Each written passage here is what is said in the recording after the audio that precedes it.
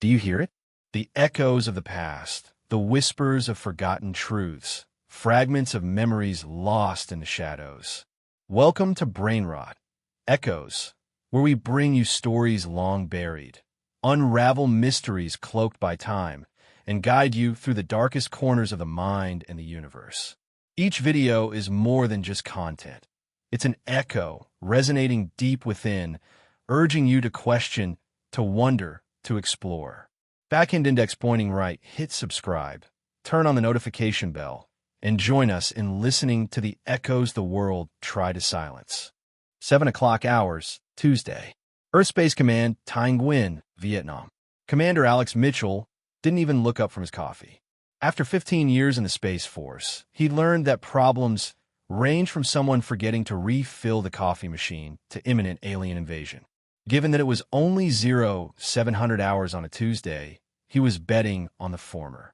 Define problem, Lieutenant. Lieutenant Lyra Chun, a sharp officer with quick eyes and a neatly cropped dark bob, was breathing a little too hard. She rarely lost her composure. Well, sir, approximately 37 minutes ago, an unknown vessel entered Earth's orbital space and detonated what appears to be a nuclear device roughly 200 kilometers above the Pacific. Alex nearly choked on his coffee. I'm sorry, what? An alien ship blew up a nuke in our orbit, sir. Then it broadcast a message on all frequencies, basically telling us we're about to be conquered. Alex set down his mug with the kind of deliberate care that suggested he was reconsidering his life choices. Show me. The main screen flickered to life, displaying a sleek, angular vessel that looked like someone had crossed a stealth bomber with a particularly aggressive kitchen knife.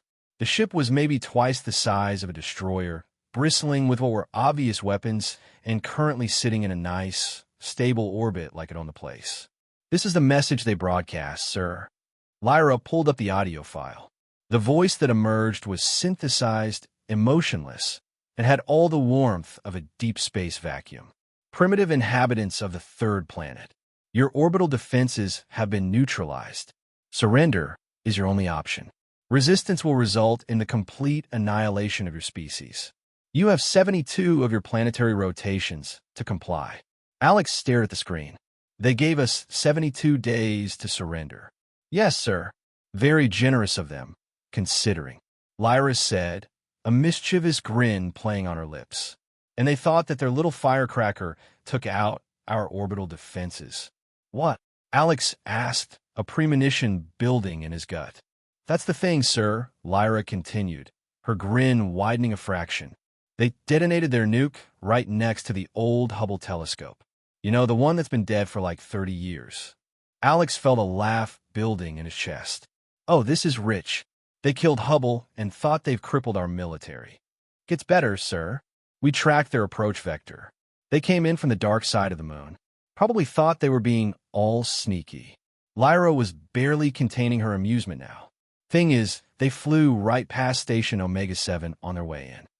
Now, Alex was really trying not to laugh. Station Omega-7 was one of the newer installations, a lovely little fortress that most Earth civilians didn't even know existed. It was currently home to about 300 of the most creative weapons designers humanity had ever produced, along with enough firepower to sterilize a small moon. Did Omega-7 see them coming? Alex asked, his voice shaking slightly with suppressed laughter. Oh yes, sir. Captain Forbes sent a message asking if we wanted them to swat the bug before it reached Earth. I told them to stand down and observe. Good call. No sense ruining the surprise. Alex stood up, stretching. Chun, patch me through to all orbital stations. Time to let our guests know what Earth really keeps in orbit. The thing about humans, Alex reflected as he waited for the connection to go through, was that they were paranoid. Not in a bad way. Well, okay, maybe in a bad way depending on your perspective, but in a useful way. When humans first started venturing into space, they'd brought along their most cherished traditions.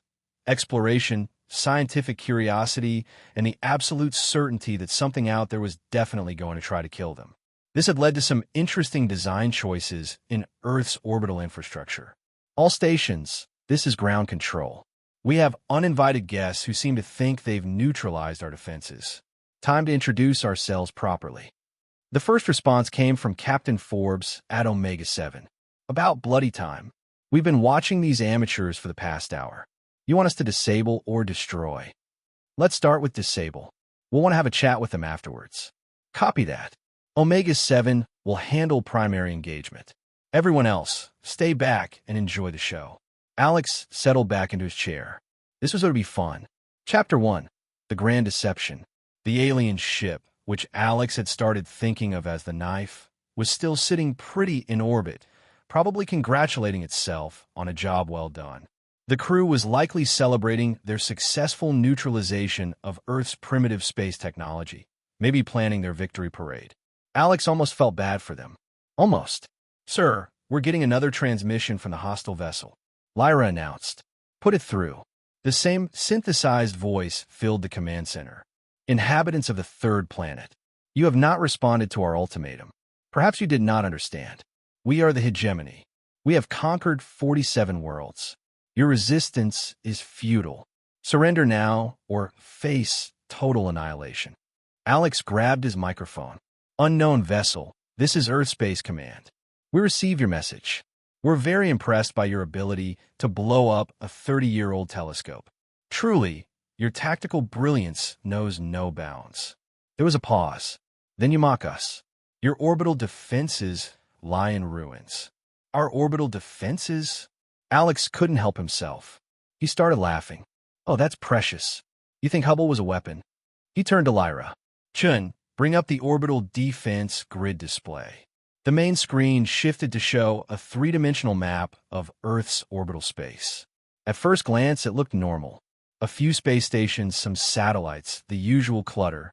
Then Lyra started adding layers.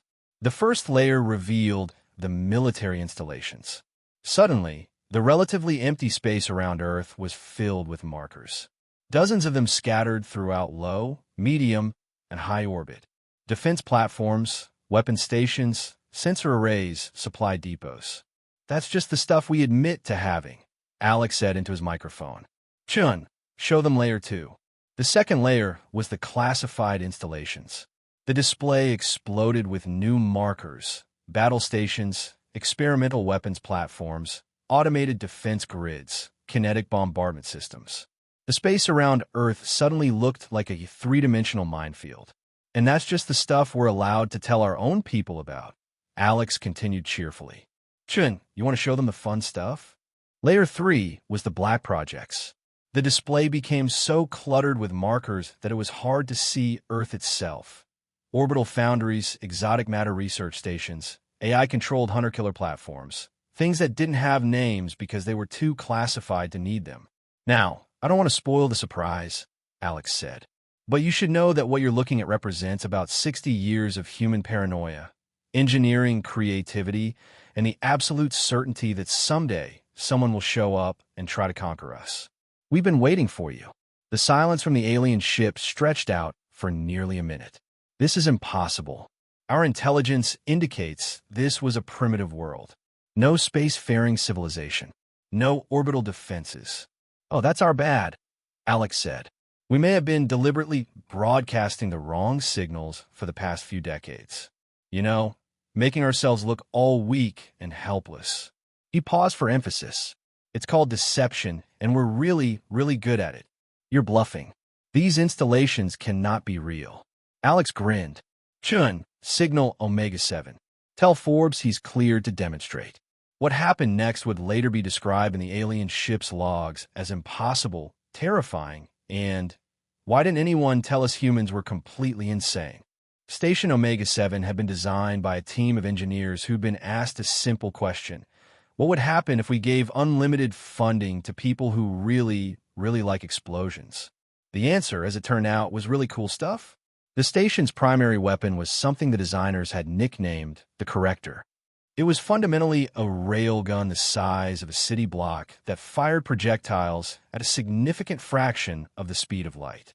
The projectiles themselves were works of art, dense matter cores wrapped in exotic materials that did interesting things to local space-time when they moved really, really fast. The knife was about to get corrected. Omega 7, this is ground control. One warning shot, if you please. Copy that.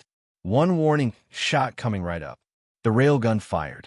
From the alien ship's perspective, space simply changed. There was a brief moment where the laws of physics seemed to reconsider their life choices, followed by a streak of light that passed roughly 100 meters from their hull. The projectile continued on its trajectory, eventually impacting a small asteroid in the outer system with enough force to turn it into a brief, very pretty light show. Holy shit, someone swore over the comm. Alex made a mental note to remind his people about radio discipline. The silence from the alien ship lasted considerably longer this time. Unknown vessel, Alex said pleasantly. That was a warning shot. Our next demonstration will be significantly more educational. This is impossible. No species develops weapons of this magnitude without first achieving interstellar travel. You're supposed to be primitive. The alien voice was trembling just slightly. Yeah, about that, Alex said. See, humans have this weird quirk where we develop better ways to kill each other long before we develop better ways to get along with each other. It's a character flaw, really, but it does make us very good at the whole orbital defense thing. Lyra looked up from her console. Sir, we're getting movement from the hostile vessel. They're powering up weapons. Are they now? How adorable. Alex scoffed. All stations, this is ground control. Our guests seem to want to escalate.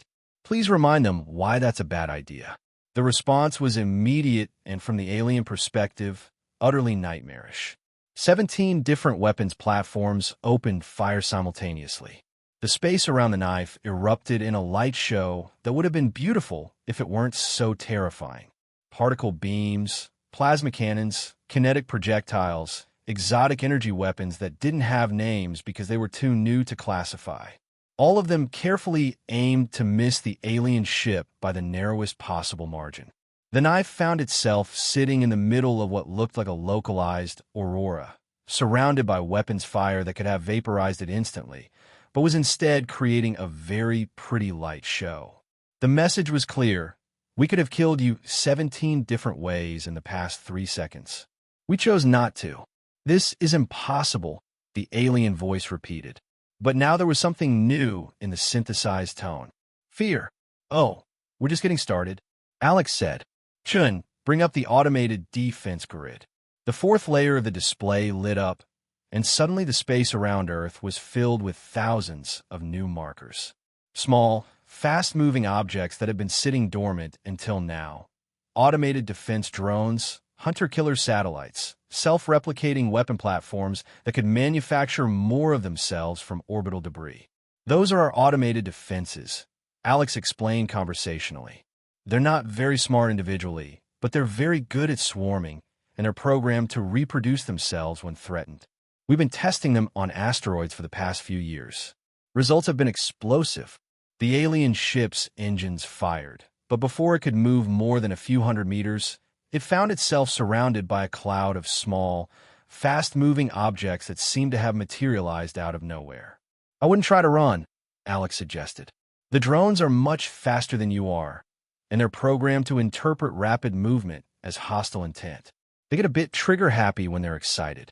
What do you want? The alien voice was definitely afraid now.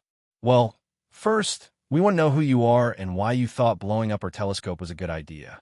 Second, we want to know about this hegemony you mentioned. Third, we want to know how many more of you are out there. And if we refuse to answer? Alex paused, considering. Well, we could always let the drones have their fun. They've been cooped up in storage for months, and they're getting antsy. Or we could hand you over to the research stations. They're always looking for new test subjects for their exotic weapons programs. You would torture us? Oh no, Alex said, sounding truly offended. We're not monsters. We just study you. He grinned wolfishly, very thoroughly, with instruments, some of which might be slightly uncomfortable. Lyra was trying very hard not to laugh. Chapter 2. The Unexpected Guests. Sir, we're getting a priority transmission from Deep Space Monitor Station 12. They've detected multiple vessels approaching from the outer system. Looks like our guests brought friends. Alex's good mood evaporated. How many? 67 vessels, sir. Various sizes. ETA, approximately 6 hours. Alex grabbed his microphone. All stations, this is ground control. We have many hostiles inbound. Prepare for full defensive measures. The alien voice cut in. You cannot resist the full might of the hegemony. We have ships, weapons, warriors beyond your comprehension. Yeah, about that, Alex said. Chun, activate the perimeter defense system. This was the moment when the aliens realized they had made a very, very serious mistake. The perimeter defense system was humanity's answer to the question, what if someone shows up with a really big fleet? It had been built in absolute secrecy over the past 20 years using technology that was so classified, most of the people who built it didn't know what they were building. The system consisted of a network of platforms positioned throughout the outer solar system, each one capable of independent action and equipped with weapons that bent several laws of physics over a table and had their way with them. The platforms were powered by small black holes, carefully contained naturally, and could manipulate gravity, space, and time in ways that made conventional weapons look like harsh language. Unknown vessel, Alex said, his voice taking on a much more serious tone. Your fleet is about to enter our outer defensive perimeter. I strongly suggest you contact them and tell them to stop. They will not stop. They will crush your pathetic defenses. And the alien's transmission cut off suddenly as the first platform activated. What happened next was difficult to describe in conventional terms. The lead ships of the alien fleet simply stopped. Not slowed down, not changed course, stopped, dead in space, as if they'd hit an invisible wall, which in a sense they had. The second platform created a gravity well that grabbed 3 more ships and gently moved them into a parking orbit around Jupiter. The third platform did something that folded space in a way that made the remaining ships suddenly find themselves facing the wrong direction and moving backwards at significant velocity. Holy shit, Lyra whispered, staring at the tactical display. Alex had to admit it was pretty impressive. The alien fleet had gone from a coordinated assault formation to a scattered mess of confused ships in about 30 seconds. Half of them were trapped in artificial gravity wells. A quarter were stuck in some kind of temporal distortion that made them move in slow motion, and the rest were frantically trying to figure out which way was up. All vessels of the Hegemony Fleet, Alex broadcast. This is Earth Space Command. You are currently experiencing a demonstration of our outer defensive capabilities. Your ships are not damaged. We're just repositioning them. Please stand down and prepare to be boarded. The response was immediate and predictable. We will never surrender. The hegemony does not yield to primitives. Yeah, we get it. Alex interrupted. You're very tough, very scary. Totally going to crush us. Chun, activate the inner defense grid. The inner defense grid was what happened when human engineers were asked to design orbital defenses and were given the helpful instruction to make sure nothing gets through ever under any circumstances. It contained approximately 10,000 weapons platforms, each one capable of tracking and engaging multiple targets simultaneously, all working together by an AI that had been programmed with the tactical knowledge of every human military conflict for the past 3,000 years. The AI's name was Diana, and she was very, very good at her job. Diana, this is ground control. We have multiple hostiles in the outer system. Please assess the threat level. Acknowledged. Ground control. Diana's voice was crisp, professional, and utterly without mercy. Analyzing hostile capabilities. Assessment complete. Threat level dismissed. Recommendation. Capture for interrogation. Estimated time to neutralize all hostile vessels. For minutes, 17 seconds. 4 minutes. Alex raised an eyebrow. That seems optimistic. I'm accounting for the time required to be polite about it, Diana replied dryly. If you prefer a more aggressive approach, I can reduce that to 37 seconds. No, 4 minutes is fine. We want them alive and relatively intact. Understood. Beginning engagement in 3, 2, 1. What followed was less a battle than a masterclass in applied physics. Diana had been programmed with the tactical knowledge of humanity's greatest military minds. Given access to weapons that violated several fundamental laws of nature and asked to be creative, the results were educational. The alien fleet found itself subjected to a series of increasingly impossible phenomena. Ships that tried to fire their weapons discovered that their energy beams were being redirected back at them. Vessels that attempted to maneuver found their engines somehow moving them in the opposite direction. One particularly stubborn cruiser that kept trying to break free from its gravity found itself temporarily transformed into a very confused cloud of exotic matter, then politely reformed back into a ship with a crew that was going to need some serious therapy.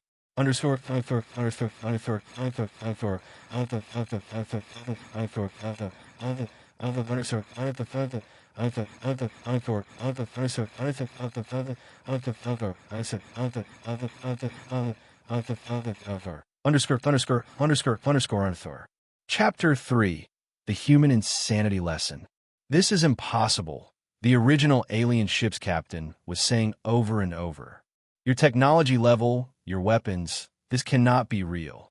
Oh, it's real, Alex said cheerfully. You want to know the funny part? This isn't even our good stuff. This is just the standard orbital defense grid. We got experimental weapons that will make your head spin, literally in some cases. There's a research station out near Neptune that's been playing with weapons that work backwards through time.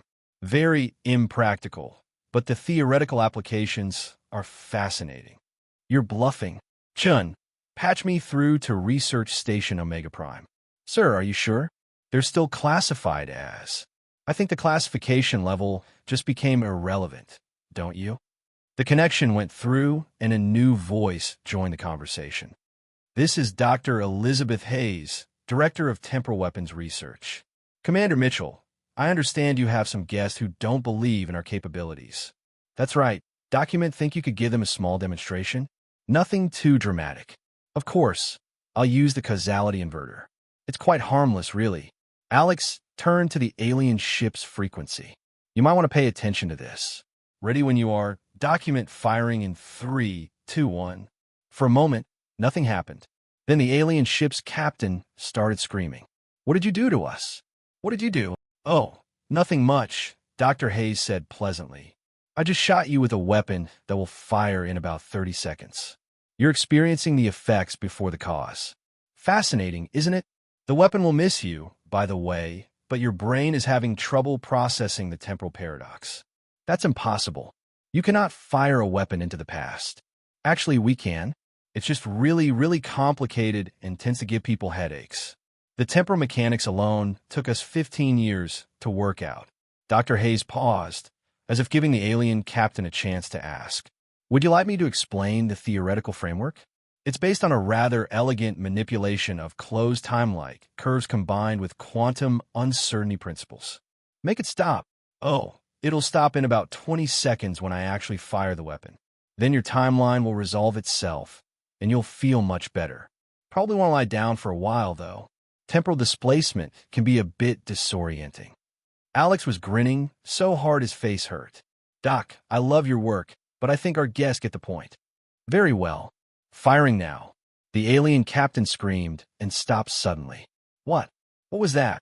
That was you experiencing a weapons demonstration that exists in reverse time, Dr. Hayes explained.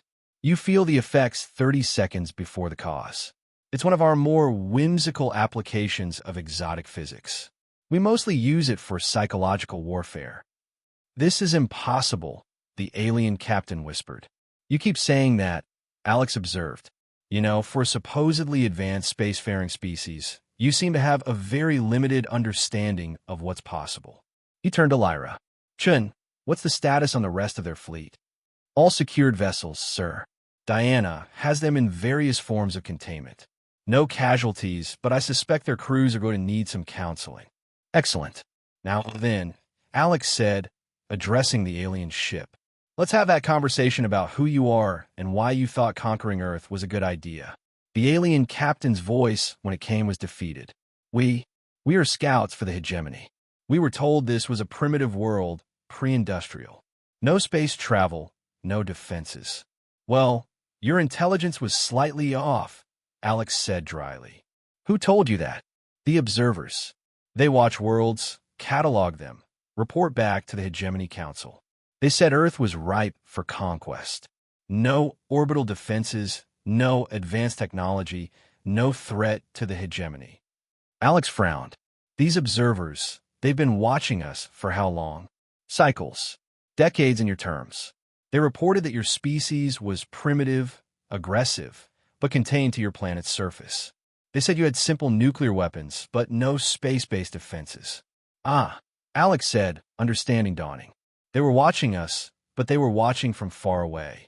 They saw our public space program, the peaceful exploration, the scientific missions, the international cooperation. They didn't see the military installations because we hid them. You secretly concealed your capabilities. Of course we did. We're not stupid. Alex said. The moment we started building serious space-based defenses, we made sure they looked like something else. That weapons platform you're currently parked next to, according to our public records, it's a weather monitoring station. Those gravity manipulation systems? Solar collectors. The AI that just captured your entire fleet? Traffic control system. Lyra was nodding. We've been running a deliberate disinformation campaign for 40 years, sir. Anyone watching from a distance would see exactly what we wanted them to see. A primitive world with basic technology and no real defenses. Meanwhile, Alex continued, we've been building up our orbital infrastructure on the assumption that someday someone will show up and try to conquer us. We're paranoid that way. This is you prepared for invasion by species you had never encountered. Of course we did. It's the logical thing to do. The universe is a big place, and we're not arrogant enough to think we're alone. We figured that sooner or later someone would show up, and they'd probably be hostile. So we prepared. But the resources, the technology, the cost. Oh, it was expensive, Alex agreed. But you know what's more expensive? Being conquered by aliens. So we made the investment. Best money we ever spent. As it turns out, the alien captain was silent for a long moment. Then what happens to us now? Alex considered. Well, that depends. You attacked us, but you didn't actually hurt anyone. Unless you count poor old Hubble, and he was already dead. You seem to have been operating under bad intelligence, and you're clearly outclassed. So here's what I'm thinking. We're going to have a nice long chat about this hegemony of yours, and then you're going to go back to them with a message. What message? That Earth is not interested in being conquered, that we have defenses they can't imagine, and that if they want to try again, they'd better bring a bigger fleet. They will not believe us. Oh, I think they will. Chun, make sure our guests get complete sensor records of today's events. Full spectrum analysis, detailed technical readouts, the works. I want the hegemony to know exactly what they're dealing with. Sir, are you sure that's wise? We're basically giving them intelligence on our capabilities. Chun, after today, do you really think they're going to want to test our capabilities? The lieutenant grinned. No, sir, I really don't. Alex turned back to the alien ship. Captain, you and your fleet are free to go. Take your recordings, take your data, and take our message back to your hegemony. Tell them that Earth is not interested in being part of their empire. Tell them that we have defenses they can't understand. And tell them that if they want to try again, they'd better be prepared for a very educational experience. And if they don't listen, Alex's smile was not particularly pleasant. Then we'll have to be more creative in our demonstrations. Dr. Hayes, are you still on the line? Yes, Commander. How's that project coming along? The one with the Star Killer torpedo. Oh, that's nearly ready for field testing. We just need a suitable target. Something uninhabited. Preferably in a system that doesn't have any important gravitational relationships with other stars. Star Killer. The alien captain's voice was barely a whisper. Oh, it's not as dramatic as it sounds, Dr. Hayes said cheerfully. We just destabilized the nuclear fusion process in the target star's core. Very clean, very efficient.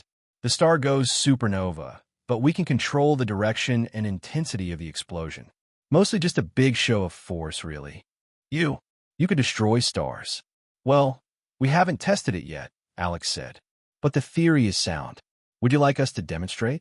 I think there's an uninhabited system about 20 light years from here that would be perfect for a field test. No, that will not be necessary. We will deliver your message. Excellent. Oh, and one more thing. We're going to be keeping an eye on you. Alex continued.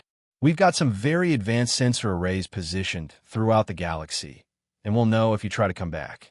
We'll also know if you try to attack any other species. We're funny that way. We don't like bullies. You monitor the entire galaxy? Not the entire galaxy, Alex said, a hint of a lie in his voice. Just the interesting parts. The parts where intelligent life might be developing. The parts where empires like yours might be causing trouble.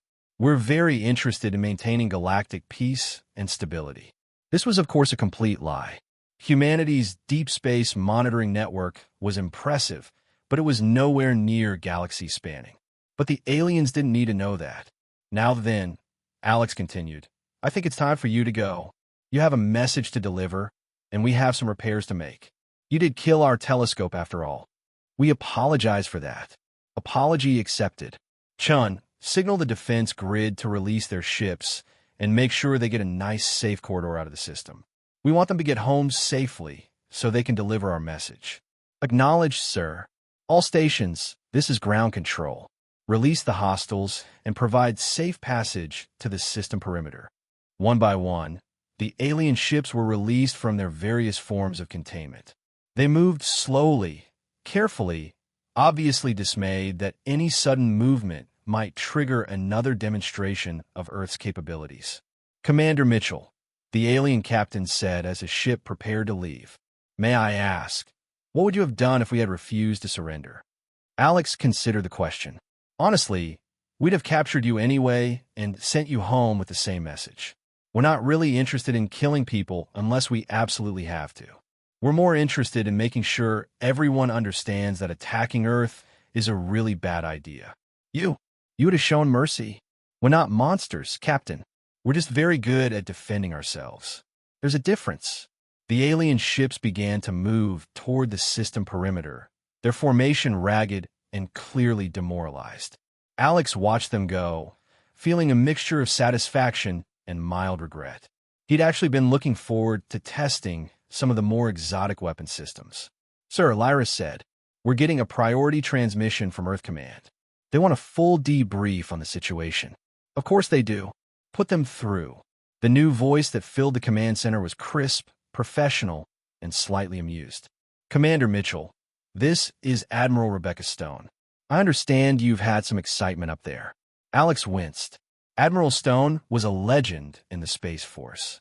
Brilliant, ruthless, and possessed of a sense of humor that could be truly terrifying when properly applied. Yes, ma'am. We had some uninvited guests who thought they could conquer Earth. We corrected their misunderstanding. So, I gathered. I've been monitoring the situation from Earth Command. Excellent work, by the way. I particularly enjoyed the temporal weapons demonstration. Very theatrical. Thank you, ma'am. The aliens seemed suitably impressed. I'm sure they were. Now, here's the thing, Commander. We've been monitoring deep space communications, and it seems your guests have been quite chatty on their way out of the system. They've been broadcasting everything that happened here to their home fleet. Alex frowned. Is that a problem, ma'am? On the contrary, it's exactly what we wanted. The hegemony now knows that Earth is not the primitive world they thought it was. They also know that we have abilities they can't match. But here's the interesting part. They're not retreating. Alex's blood ran cold. Ma'am, they're regrouping. Long-range sensors indicate they're massing a much larger fleet. Thousands of ships, Commander. They're not giving up. They're escalating. How long do we have? Alex felt a chill run down his spine. 6 months, maybe 8. They're pulling ships from across their empire. This isn't just an invasion force. It's a full-scale crusade. They're convinced that Earth represents some kind of existential threat to their empire. Well, Alex said slowly, they're not wrong about that. No, they're not. Which brings me to why I'm calling. We're activating the Omega Protocol. Alex's blood ran cold. The Omega Protocol was humanity's ultimate contingency plan. The last resort if Earth was ever threatened with complete annihilation. It was so classified that only a dozen people in the entire government even knew it existed. Ma'am, are you sure that's necessary? Commander, we're about to face an invasion fleet that could number in the tens of thousands. Our orbital defenses are impressive, but they're not miracle workers.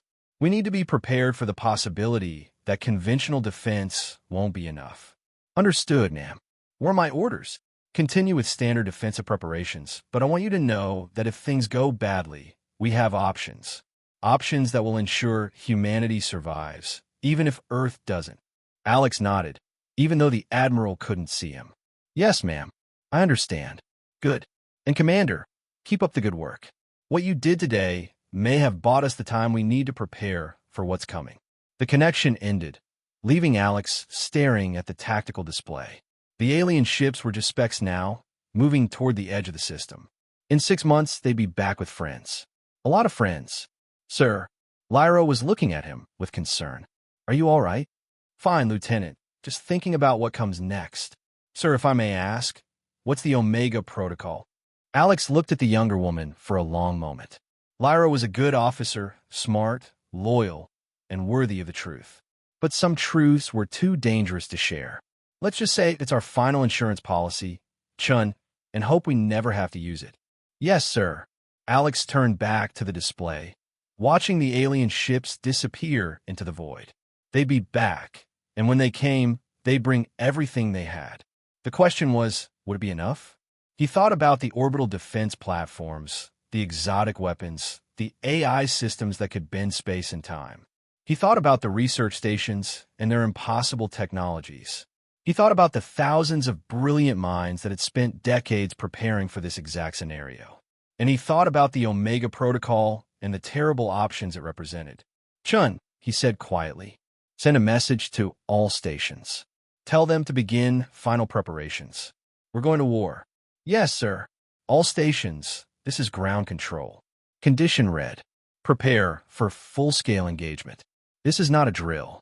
Alex watched the status boards light up as Earth's orbital defenses came fully online. In 6 months, they'd find out if humanity's paranoia and technological creativity were enough to save them. If not, well, they had other options. The aliens thought they were coming to conquer a primitive world. They were about to discover that primitives could be very, very dangerous when cornered. And if Earth's defenses weren't enough, they'd learn that humans had one more surprise waiting for them. Something that would ensure that even if humanity were lost, the hegemony would remember Earth forever. Alex smiled grimly. It was going to be an interesting few months.